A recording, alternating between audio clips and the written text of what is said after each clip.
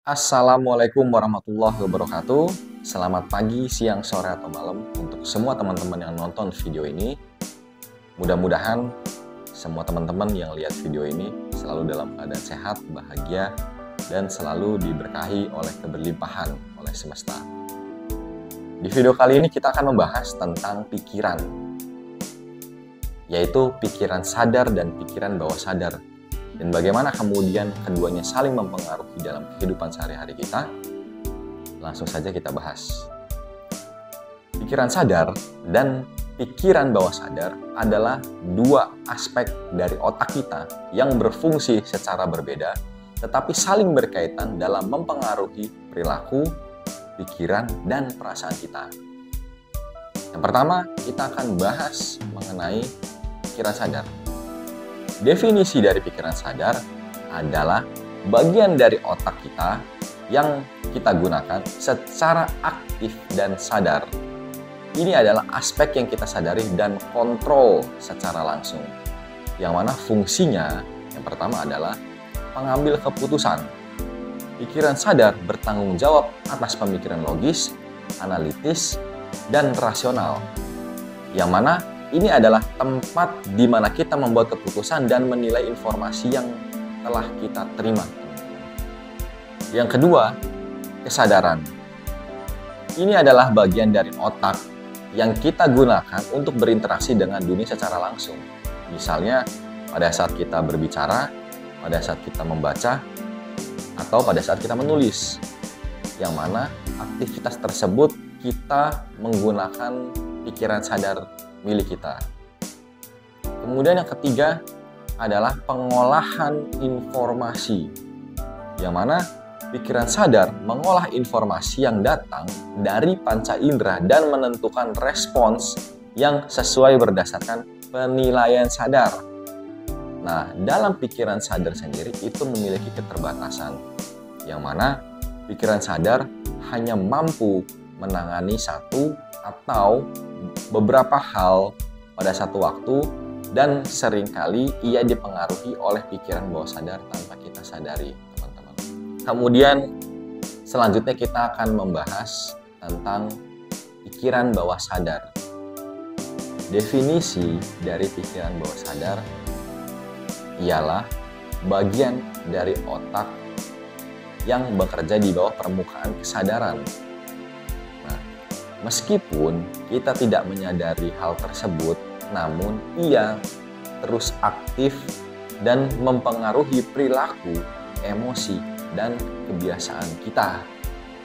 Lalu kemudian, fungsi dari pikiran sadar yang pertama ialah tempat menyimpan memori, yang mana pikiran sadar menyimpan semua memori, pengalaman, dan pengetahuan yang telah kita kumpulkan sepanjang hidup, baik yang kita ingat maupun yang terlupakan.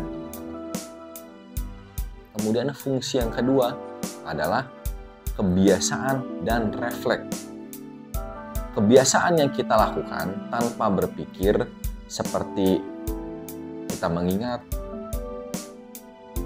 atau mengikat tali sepatu misalkan, terus pada saat kita menggosok gigi, itu dikendalikan oleh pikiran bawah sadar kita, yaitu kebiasaan-kebiasaan yang kita lakukan tanpa kita berpikir, karena kita sudah mengingat, kita sudah tahu polanya, jadi kita tidak perlu lagi berpikir.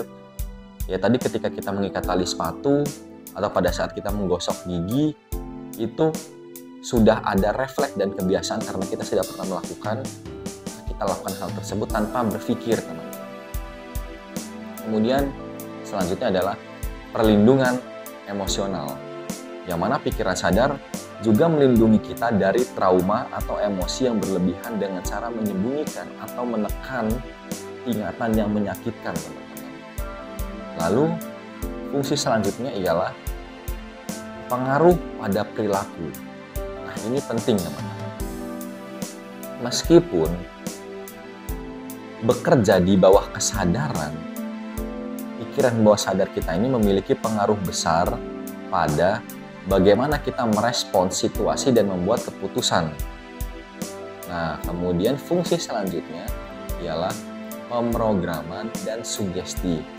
Yang mana pikiran bawah sadar dapat dipengaruhi oleh sugesti seperti afirmasi positif, yang mana afirmasi positif tersebut itu dapat mempengaruhi atau mengubah kebiasaan atau pola pikir kita, teman-teman. Nah, itu dia tadi fungsi dari pikiran sadar dan pikiran bawah sadar.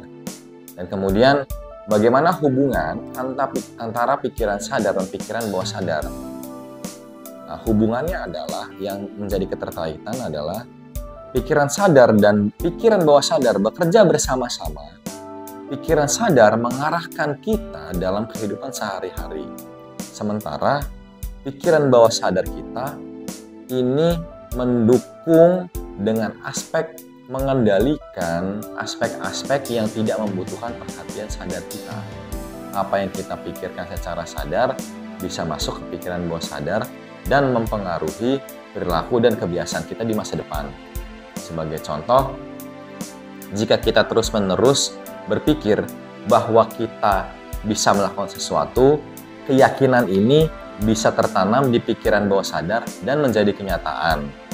Karena pikiran bawah sadar kita akan mulai bekerja sesuai dengan keyakinan kita tersebut.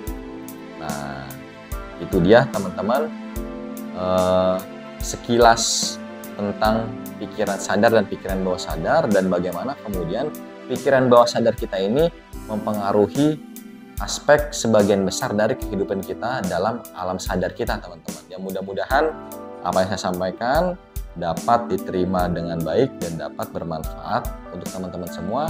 Terima kasih untuk semua yang sudah menonton. Salam revolusi energi. Sampai kita ketemu lagi di video berikutnya. Thank you.